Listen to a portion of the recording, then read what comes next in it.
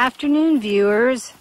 It was cooler this morning, which is when we were doing other things that didn't need to be done outside, but we're out here finishing up Field 8. Figured out that we didn't have a hot wire connection from one side to the other, so we want to move cows this afternoon and this evening. So we've got this to finish, redo. We found a spot behind Robert that's going to have a second hot wire. We double checked our creek and we're okay with that. Not perfect, but we think it'll work. We got the ATV back today that Wayne's going to have down here so he can check cows every day. I'll probably come down in the morning and check, but he can check in the evenings to make sure the head count is what it's supposed to be. So right now we are stringing a... Okay, so what we're doing here, we ran the tensile wire over, and Robert's tightening it up around the bull nose to finish it to where we got two strands across. Across this end of the field. This is a corner post because our creek is over here, and we're keeping them out of that.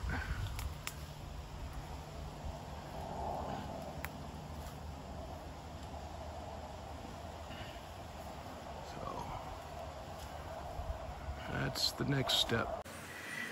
A bit of history on this creek bed. It starts on our south end property on the other side and feeds across our property and comes out across here, which we're going to eventually make into a bridge, and we call it the North Bridge. And it feeds all the way out to underneath the highway with 86, meanders around into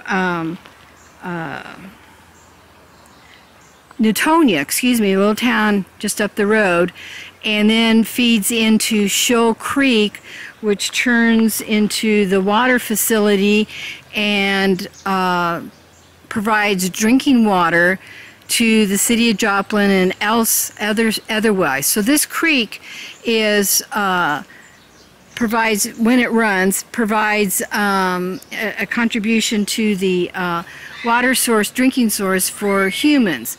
This part is called, the creek is called the Newtonia Branch, and it feeds out, like I said, through Newtonia into Shoal Creek at a bridge going towards Monette, which is about maybe 5 or 6 miles from here.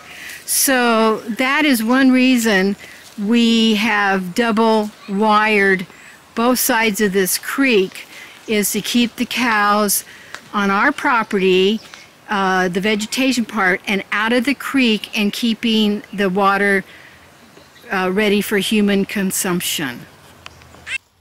So we were able to pull up this pipe, insulator pipe, and thread the underground cable into it and get it attached. And part 2 of this is this. Part 2. Ouch. Part 2 of this is this second cable across the bottom that we found we didn't have, and so we ran it through the bushes all the way through here on the back side, and it's attached to this tree in here. I think you can see it from here.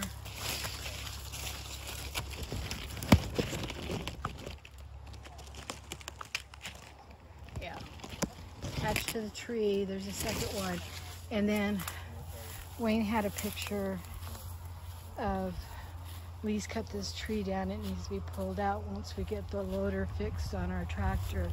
Anyway, the bull nose is next next to that barbed wire, and we're all connected, so pretty sure we'll be able to keep those little guys in here. Oops.